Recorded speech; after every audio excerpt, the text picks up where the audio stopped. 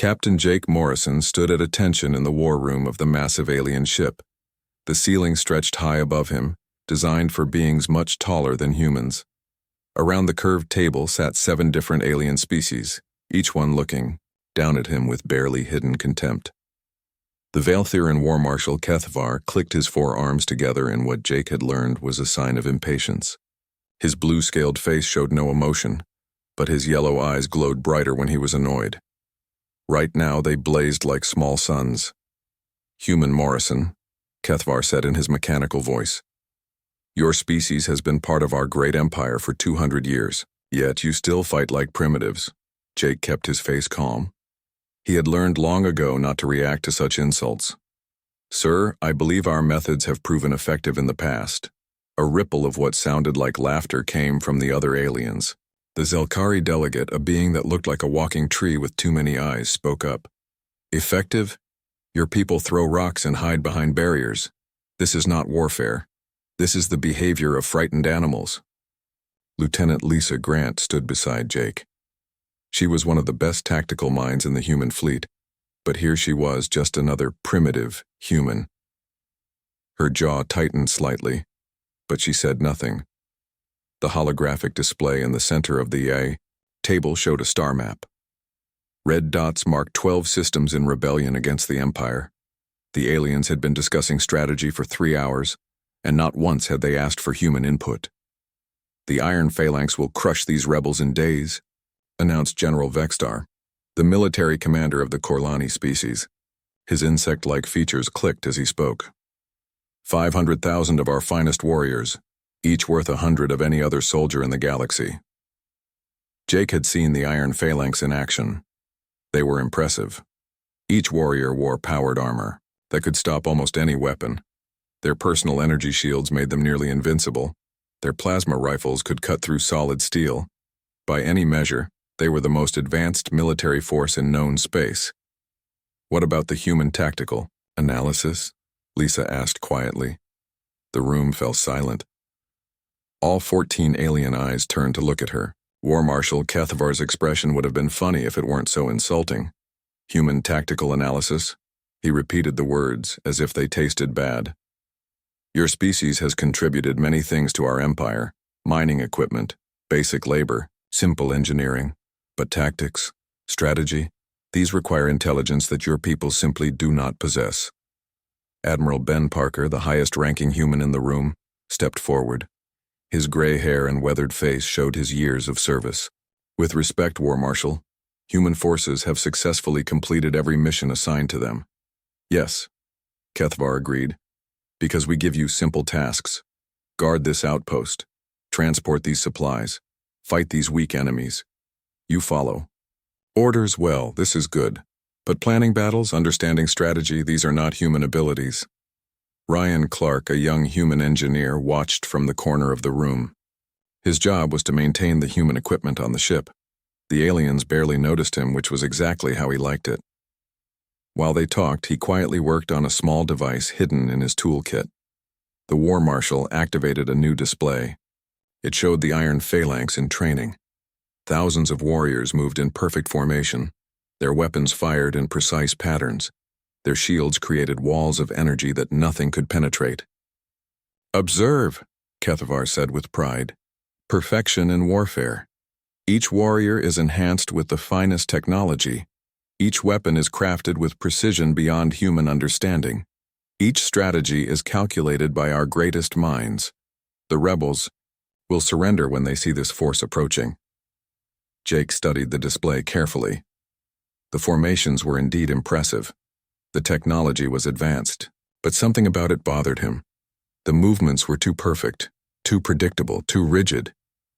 "What if the rebels don't fight the way you expect?" he asked. The aliens looked at him as if he had said something incredibly stupid.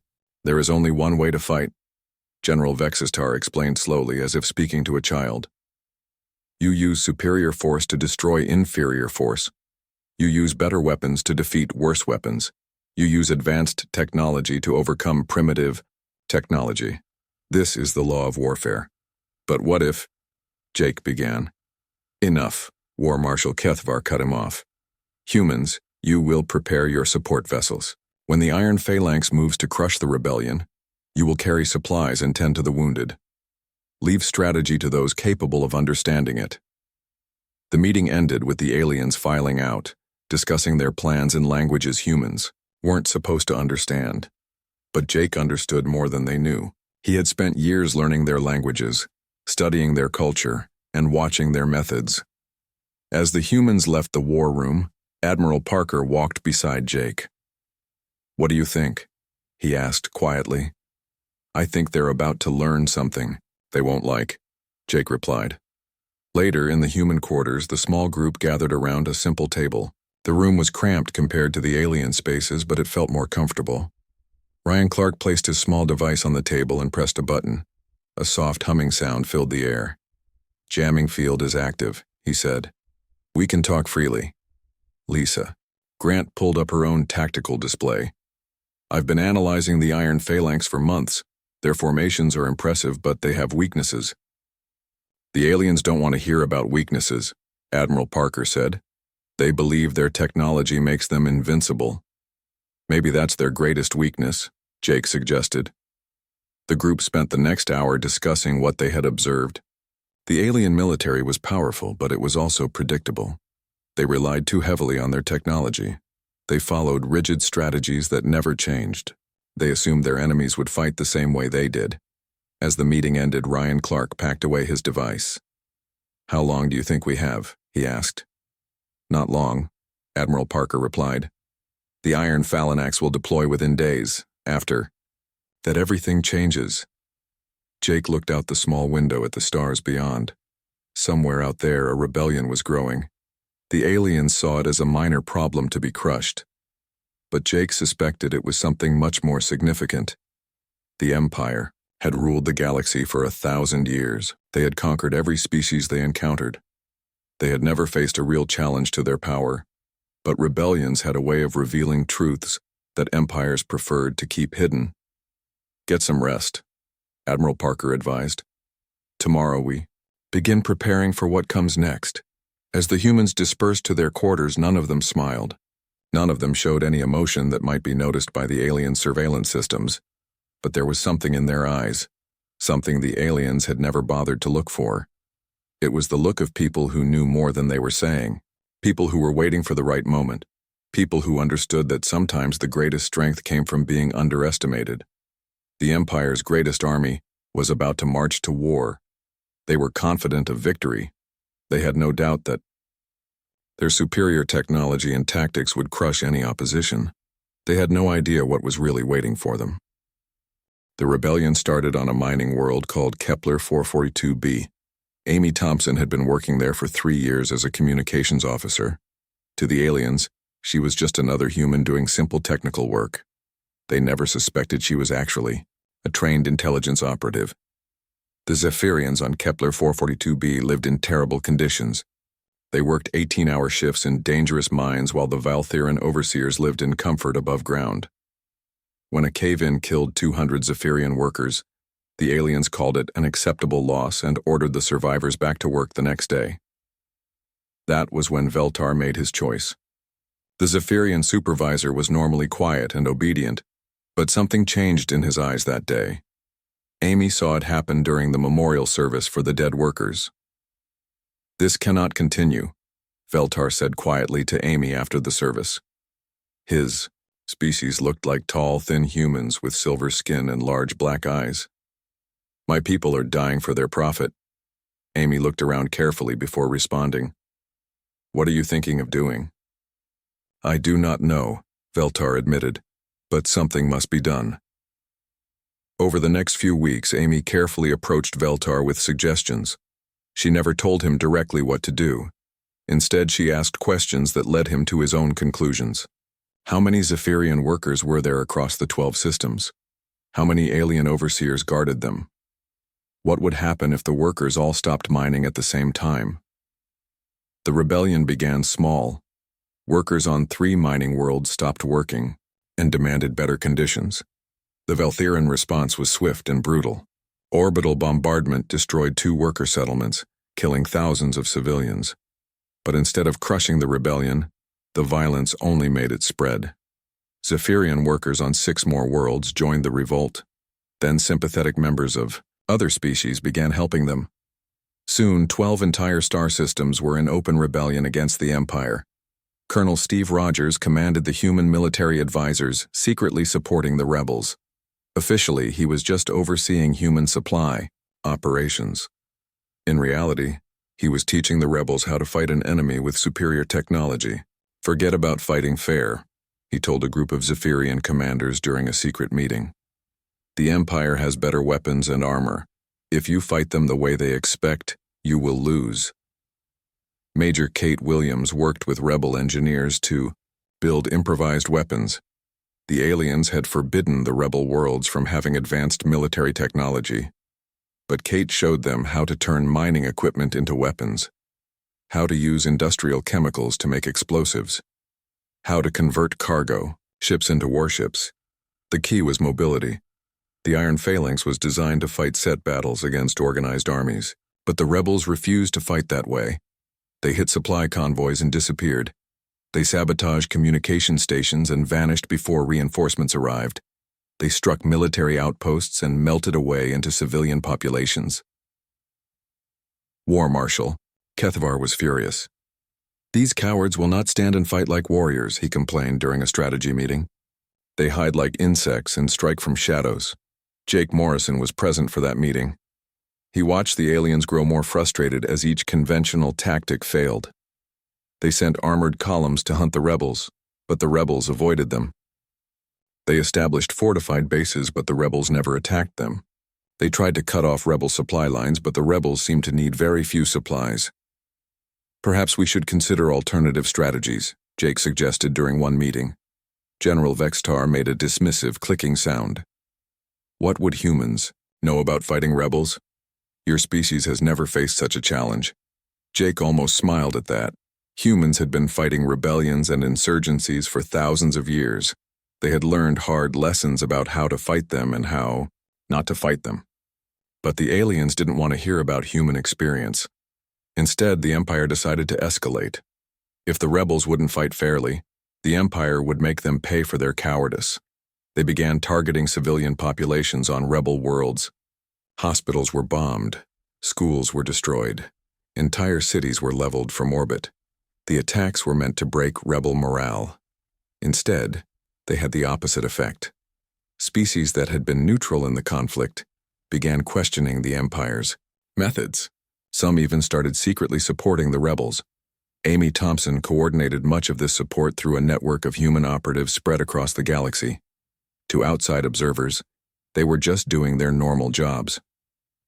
Communications officers, like herself, supply clerks, maintenance workers, technical specialists. The aliens paid little attention to such ordinary people, but these ordinary people formed an invisible network that spanned hundreds of worlds. They passed messages between rebel cells. They diverted supplies to rebel forces. They gathered intelligence on Empire military movements. Most importantly, they prepared for something the aliens never expected. In the human quarters aboard the main Empire fleet, strange things began happening. Equipment that had worked perfectly for years suddenly developed problems. Communication systems experienced random failures. Navigation computers gave incorrect readings. Weapons targeting systems required constant recalibration. Ryan Clark and his team of engineers worked around the clock to fix these problems. At least, that's what it looked like to the aliens. In reality, they were installing hidden programs and secret modifications. Every repair made the systems more vulnerable to future interference. "How much longer?" Admiral Parker asked during one of their secret meetings. "Another few weeks," Ryan replied. "We need to be careful. If we move too fast, they might notice the pattern." Meanwhile, the Iron Phalanx prepared for deployment. The Empire's patience was running out. They had tried lesser forces against the rebels without success. Now they would use their ultimate weapon. 500,000 elite warriors began boarding transport ships. Each warrior represented years of training and millions of credits in equipment. Their powered armor was the finest the Empire could produce. Their weapons could destroy almost anything. Their commanders were veterans of a dozen successful campaigns. War Marshal Kethvar addressed the assembled force before departure. "You are the finest warriors in the galaxy," he declared. "These rebels think they can hide from the Empire's justice. You will show them their error. You will crush this rebellion and restore order to these systems." The warriors cheered in their various alien languages. They had never been defeated. They could not imagine being defeated. They were the Iron Phalanx, and they were invincible. But, as the massive fleet prepared to depart, small problems continued to plague their systems. Minor glitches in the navigation computers, slight delays in the communication networks, tiny errors in the supply manifests. Nothing serious enough to delay the mission, but enough to create a pattern of small frustrations. The human support ships accompanied the main fleet, as always. They carried spare parts and medical supplies. Their crews looked appropriately worried about the coming battle. Some aliens even noticed humans seeming nervous and took it as further proof of human weakness. Jake Morrison stood on the bridge of his ship and watched the massive fleet move through hyperspace toward the rebel systems. In a few days, they would arrive at the Nexus station, where intelligence reported the main rebel fleet was gathering. The aliens expected a glorious victory. They planned to end the rebellion with one decisive battle. They were confident that their superior technology and training would quickly crush any resistance. They had no idea that they were flying into a trap 200 years in the making. They didn't know that every human in their fleet was a carefully placed piece in a game they didn't even know was being played. The Empire was about to learn that underestimating humans was a mistake. But by the time they realized it, it would be far too late to change course. The Iron Phalanx was marching to war, confident of victory. Behind them came their human support, apparently weak and frightened. But appearances could be deceiving. Soon, the galaxy would discover what humans were really capable of when they stopped pretending to be helpless. The Nexus station hung in space like a massive metal flower, its 5 arms stretched out in different directions, each one pointing toward a major hyperspace route. Control the Nexus, and you controlled traffic through 3 sectors of the galaxy. The rebel fleet waited near the station in what looked like a desperate defensive formation. 200 ships of various sizes faced the approaching Empire armada of over 1,000 vessels. The Iron Phalanx transport ships alone outnumbered the entire rebel force. War Marshal Kethvar studied the tactical display with satisfaction. Finally, they have chosen to make a stand. No more running and hiding. Now we can end this rebellion properly. Jake Morrison stood at his usual position in the war room, watching the aliens plan their attack. The strategy was exactly what he expected. The Iron Phalanx would deploy in their standard formation and advance on the station. Their overwhelming firepower would crush the rebel defenses. Then the elite warriors would board the station and eliminate any survivors. It will be over in hours, General Vexitar predicted confidently. The rebels have no choice but to fight us directly now, and in direct combat they cannot win. The Empire fleet moved into attack formation. The massive dreadnoughts took position in the center, their heavy weapons charging. Smaller cruisers formed protective screens around the troop transports. Fighter squadrons launched from carrier ships, filling space with deadly clouds of attack craft.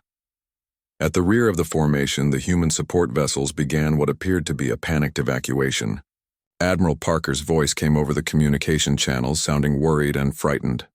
"All human ships, we have received emergency orders to evacuate non-essential personnel to safe distance," he announced. "This is a full tactical withdrawal. Move to coordinates 77 Alpha immediately." The aliens barely noticed the human ships pulling back. They were focused on the enemy ahead of them. If they had been paying attention, they might have wondered why the human evacuation was so well organized. Why every human ship seemed to know exactly where to go. Why their movements looked more like a tactical repositioning than a panicked retreat. But the aliens were not paying attention to humans. They never did. On the rebel command ship, Veltar watched the Empire fleet approach. His silver face showed calm determination, but his large black eyes revealed his fear. "Are you certain your people can do what they promise?" he asked Amy Thompson. Amy checked her hidden communication device. Green lights indicated that human operatives throughout the Empire fleet were in position and ready. "Trust us," she said simply.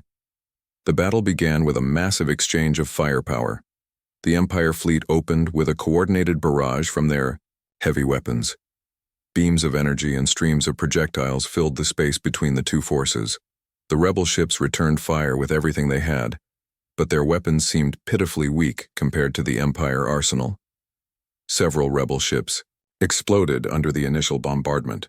The Empire forces cheered as they watched their enemies die.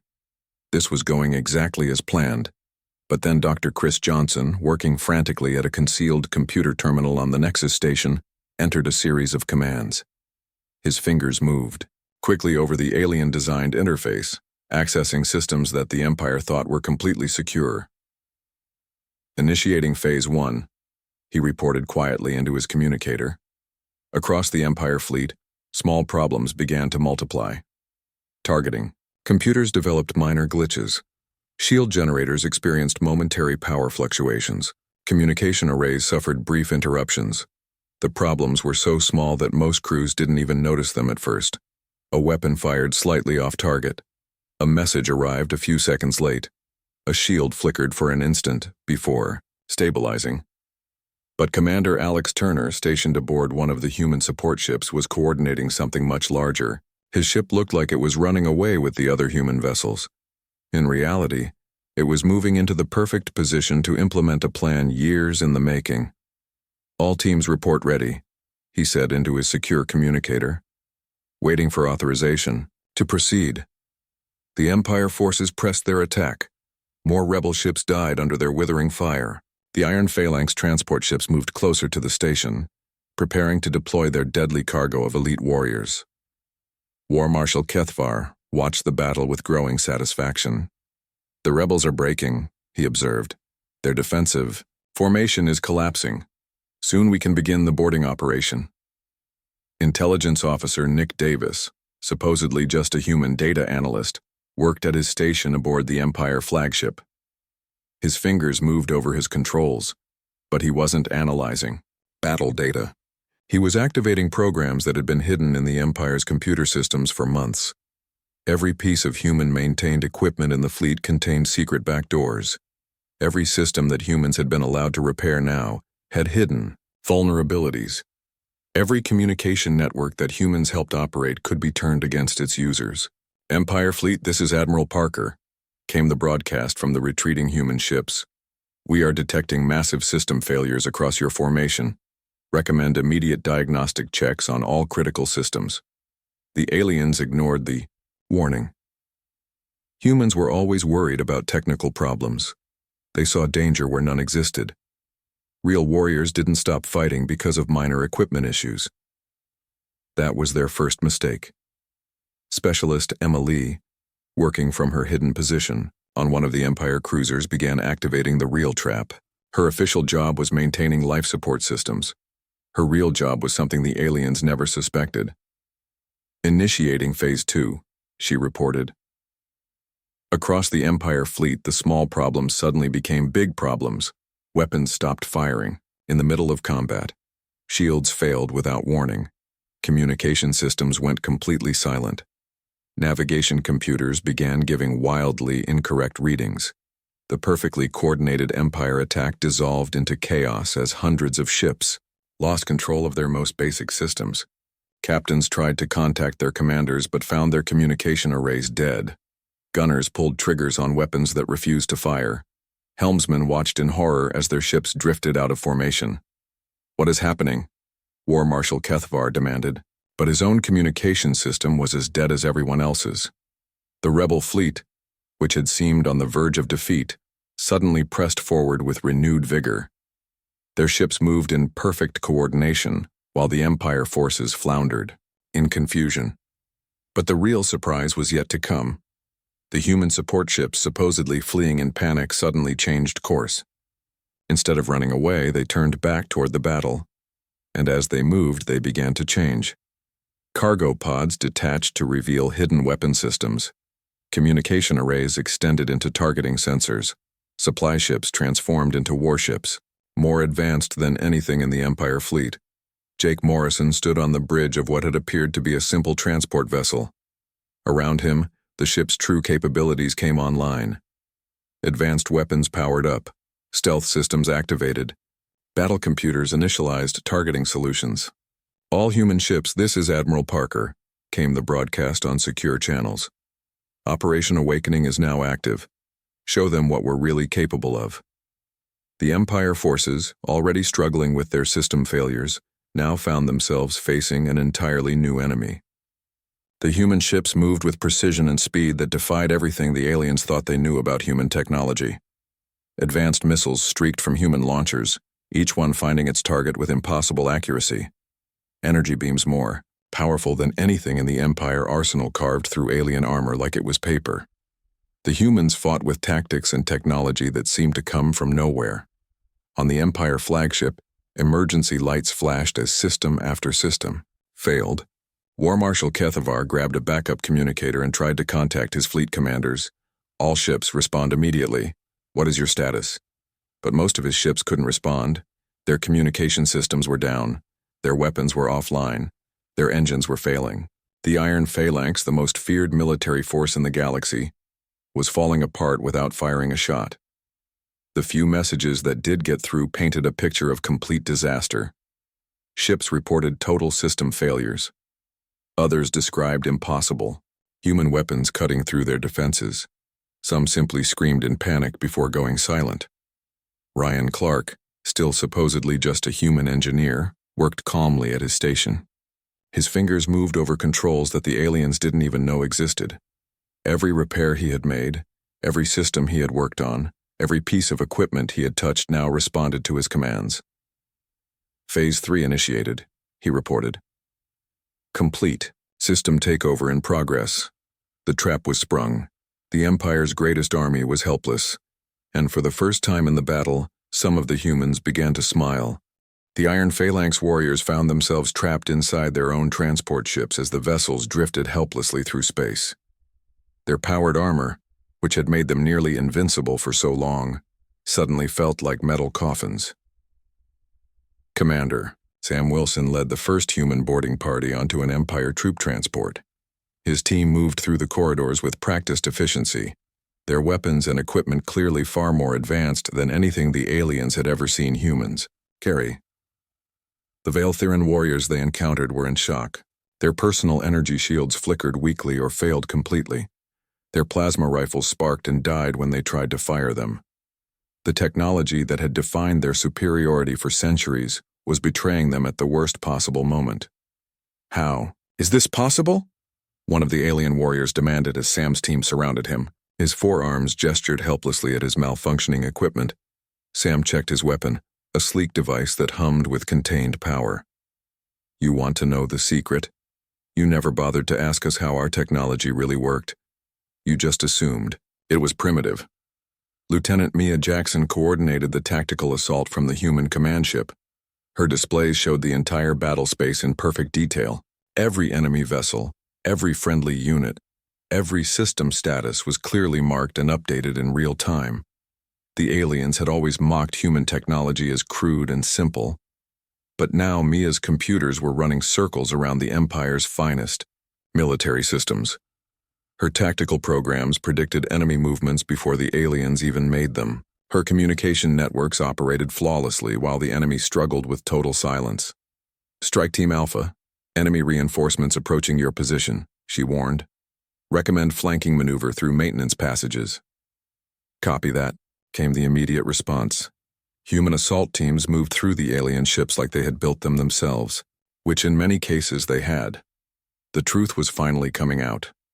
For 200 years, humans had been the galaxy's workforce. They maintained the machinery, built the equipment, and operated the systems that kept the Empire running. The aliens had seen this as proof of human inferiority. They never realized it gave humans complete access to everything. Engineer Tony Martinez worked frantically at his concealed station, his fingers flying over controls that looked like ordinary maintenance panels.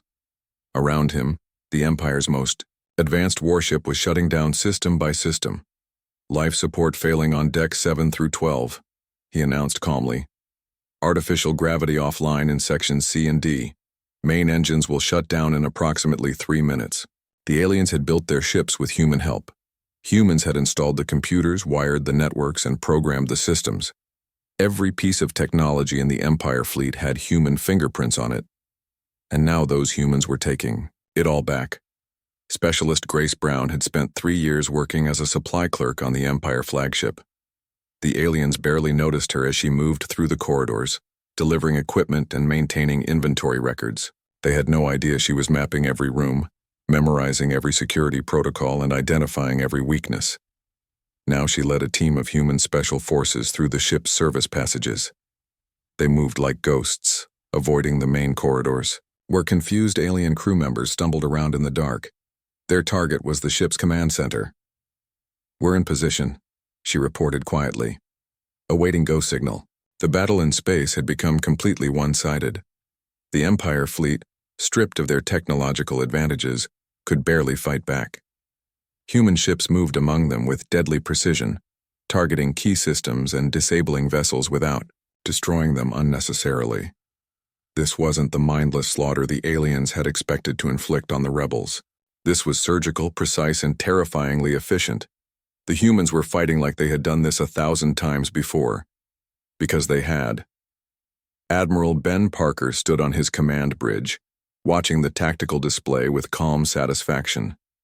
Around him, his crew worked with the smooth efficiency of long practice. These weren't the panicked, primitive humans the aliens thought they knew. These were professionals who had been preparing for this moment for decades. "Sir, enemy flagship is requesting communication," his communications officer reported. "Put them through," Ben ordered. War Marshal Kethvar's image appeared on the main screen. The alien commander looked disheveled and confused. Behind him, emergency lights flashed as his ship continued to fail around him. "Human Parker," Kethvar said in a shaking voice. What have you done? How is this possible?" Ben looked at the alien with something approaching pity.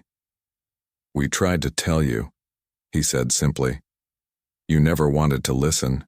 Your ship, your weapons, they are impossible. Humans do not possess such technology." "We've always possessed it," Ben replied. "We just chose not to use it. We preferred to work with you rather than against you, but you forced our hand." On the screen, Kethvar's yellow eyes blazed with desperate fury. "This is treachery, deception. You have violated every law of civilized warfare." "Have we?" Ben asked. "You attacked rebel civilians. You destroyed hospitals and schools. You turned warfare into mass murder. And now you complain that we fight differently than you expected?" Dr. Laura Kim appeared on the communication channel from her position aboard the Nexus station. She looked calm and professional as she addressed the alien commander. "War Marshal, our records show that human technology has always been more advanced than we revealed," she said. "We chose to share only basic designs with the Empire. Our real capabilities were kept in reserve." "Why?" Kethvar demanded. "Why hide your true strength?" "Because we hoped we would never need to use it," Laura replied. "We wanted peace. We wanted cooperation. We wanted to build something better together." Commander Derek Stone joined the conversation from his ship. His vessel hung in space near the Empire flagship, its weapons trained on the alien command center. "Your people made a choice," he told Kethvar. "You chose to see kindness as weakness. You chose to mistake cooperation for submission. You chose to believe that might makes right." The alien commander looked around at his failing ship, his defeated fleet, his crumbling empire. What do you want?" Jake Morrison finally stepped forward. He had been silent through most of the conversation, but now he spoke with quiet authority. "We want you to understand something very important," he said. "We didn't smile before this battle because we enjoyed what was coming. We smiled because we knew it didn't have to happen." "I do not understand," Kethvar said weakly. "You could have chosen peace at any time," Jake explained. "You could have treated other species as equals. You could have built an empire based on cooperation instead of conquest. But you chose violence instead." The communication channel filled with static as more empire systems failed. When the image cleared, Kethvar looked like a broken leader. "What happens now?" he asked. Ben Parker looked at the alien commander with genuine sadness. "Now you learn what the galaxy looks like when humans stop pretending to be weak." Across the battle space, the Iron Phalanx was surrendering. The most feared military force in galactic history had been defeated without firing a shot. Their weapons had failed them. Their armor had betrayed them. Their technology had turned against them. But the real shock was just beginning. As word of the battle spread across the galaxy, other species began to realize the truth. The humans they had dismissed as primitive workers were actually the most advanced civilization in known space. They had chosen to hide their strength. They had preferred to work in the background, building and maintaining the systems that kept the galaxy running. They had hoped that cooperation would be enough, but when forced to fight, they had shown their true capabilities. And the galaxy would never be the same again. The Empire's greatest army had fallen. But this was only the beginning of humanity's revelation. 3 days after the battle, delegates from across the galaxy gathered at the Nexus station. The Great Meeting Hall, once a symbol of Empire control, now hosted discussions about a very different future. War Marshal Kethvar sat in what had once been the place of honor. His scaled face showed the weight of defeat, but also something else: confusion. He still couldn't understand how everything had gone so wrong so quickly. Jake Morrison stood before the assembled delegates. Representatives from dozens of species filled the hall, all of them staring at the human who had helped orchestrate the Empire's downfall. "You want to know how we did it," Jake said simply. "The answer is that we never stopped being human." Murmurs rippled through the crowd. The alien delegates leaned forward, eager to understand. "For 200 years, you saw us as your servants," Jake continued. "We maintained your machines, built your ships, operated your systems. You thought this made us inferior, but it actually gave us something much more valuable." Admiral Ben Parker stepped up beside Jake. His weathered face was calm as he addressed the gathering. "We learned how everything worked," Ben explained. "Every computer system, every weapon, every shield generator, every engine. We didn't just operate them, we understood them completely." Dr. Laura Kim activated a holographic display that showed technical schematics. The assembled delegates gasped as they recognized their own most advanced technology. Every piece of equipment in the Empire fleet contained hidden access codes, she revealed. Every system had backdoors that only humans knew about. Every network had secret pathways that we could control. The Zelkari delegate, his tree-like form trembling with shock, spoke up. "You sabotaged our technology?" "We prepared for the possibility that we might need to defend ourselves," Laura corrected. "We hoped we would never have to use these capabilities. But we weren't going to be helpless if you turned against us." Commander Derek Stone stepped forward, his military bearing commanding attention. "Your mistake was assuming that cooperative meant weak, that peaceful meant powerless, that helpful meant harmless." Amy Thompson joined the group on the platform. She looked different now than she had during her years undercover. Her posture was straighter, her expression more confident. "The rebellion wasn't just about the Zephyrians," she revealed. "It was a test. We needed to see how the Empire would respond to genuine resistance. We needed to know if peaceful change was still possible." War Marshal Kethvar finally found his voice.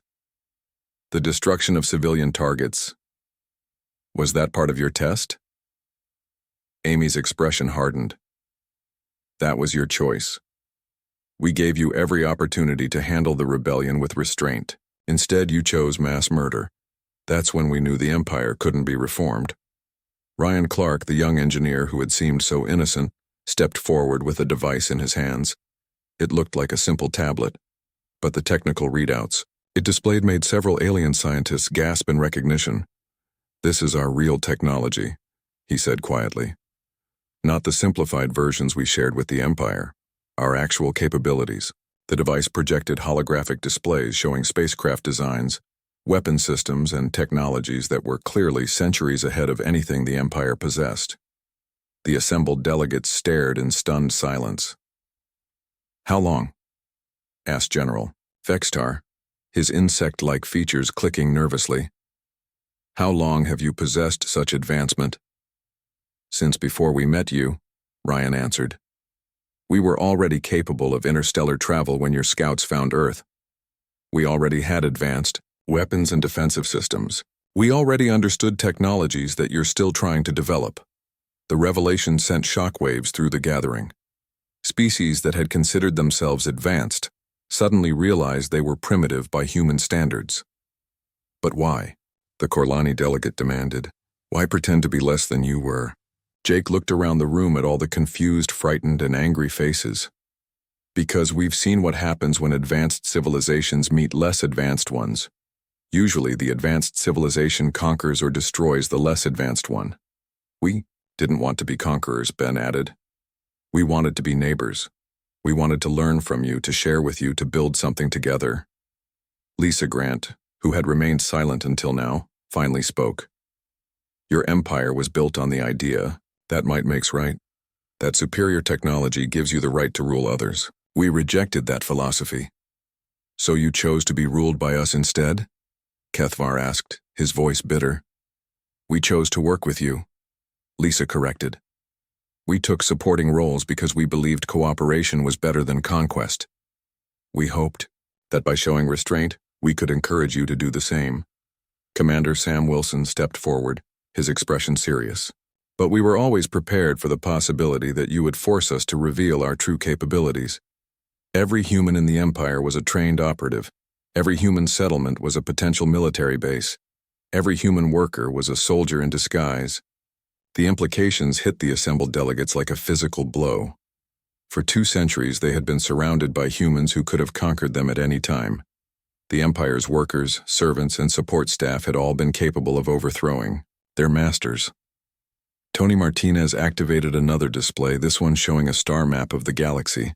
Hundreds of systems were marked with human settlements, research stations, and industrial facilities. We've been building our own civilization alongside yours, he revealed. Hidden colonies, secret research facilities, concealed military installations. We've had the capability to challenge the Empire for over a century. Then why wait? Demanded the Valthiran delegate. Why allow the oppression to continue? Why let innocent people suffer? Grace Brown stepped forward, her expression sad but determined. Because we hoped you would learn. We hoped you would choose to be better. We hoped that kindness would eventually be answered with kindness. But you were wrong, Kethvar said quietly. Yes, Jake agreed. We were wrong about that, but we weren't wrong to try. Admiral Parker looked around the room at all the delegates. The Empire is finished, he announced simply. Your fleets are disabled. Your technology is compromised. Your authority is broken. But that doesn't mean your civilizations have to end. What are you proposing? Asked the Zelkari delegate. Dr. Laura Kim activated a new display showing a proposed governmental structure, a true galactic confederation, equal representation for all species, shared technology and resources, cooperative exploration and development. With humans in charge? Kethvar asked suspiciously. With no one in charge, Ben corrected, with decisions made by consensus among equals. The room erupted in discussion as delegates debated among themselves. Some seemed excited by the possibility. Others appeared frightened or angry. A few looked completely defeated. Jake waited for the noise to die down before speaking again. We understand that trust will take time to rebuild. We understand that you're frightened of us now that you know what we're capable of. But we're offering you something the Empire never did. Which is what? Asked the Korlani delegate. A choice, Jake replied. You can work with us to build something better, or you can go your own way. We won't force anyone to join us. We won't conquer those who refuse. We'll offer our help to those who want it, and we'll leave alone those who don't. Amy Thompson stepped forward one last time. The rebellion showed us that there are good people among all your species, people who want justice, equality, and peace. We want to work with those people to build a galaxy where everyone can thrive. And if we refuse? War Marshal Kethvar asked. Derek Stone answered quietly. Then you refuse. We won't attack you for making that choice. But we also won't pretend to be weak anymore. The galaxy knows what humans are really capable of now. That knowledge changes everything. The meeting continued for hours as delegates asked questions, made demands, and argued among themselves. But the fundamental truth was clear to everyone in the room. The old galaxy was dead. The empire that had ruled for 1,000 years was finished. Something new was being born, and humans were no longer hiding in the shadows. As the session finally ended, Jake Morrison stood alone on the observation deck of the Nexus station. Through the transparent metal, he could see the remains of the Empire fleet drifting in space.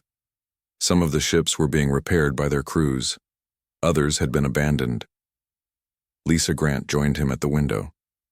"Do you think they'll accept our offer?" she asked. "Some will," Jake replied. "Others won't, but at least now they have a real choice." "No more pretending to be weak," Lisa observed. Jake almost smiled. "No more pretending. For better or worse, the galaxy knows what humanity really is now." Outside the window, human ships moved among the disabled Empire vessels, offering assistance to those who wanted it. The greatest army in galactic history had fallen not to superior force, but to superior preparation and patience. The humans had won by being underestimated for 2 centuries. They had triumphed by choosing cooperation over conquest, even when conquest would have been easier. They had smiled before the slaughter not because they enjoyed it, but because they knew it could have been avoided. Because they understood that the Empire's greatest weakness was the same as its greatest strength.